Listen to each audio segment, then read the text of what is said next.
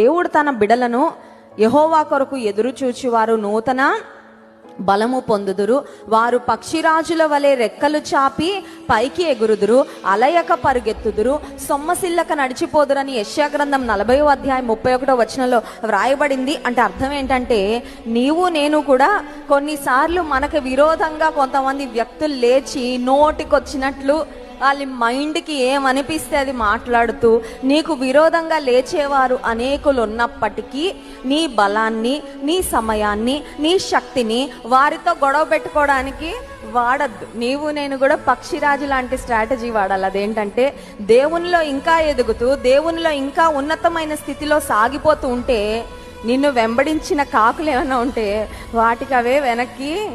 కొన్నిసార్లు అపవాది కూడా కొంతమందిని రేపుతాడండి. కొంతమందిని మనకు విరోధంగా రేపుతాడు, కొంతమందిని మనకు విరోధంగా మరి పని చేసేలాగా మాట్లాడేలాగా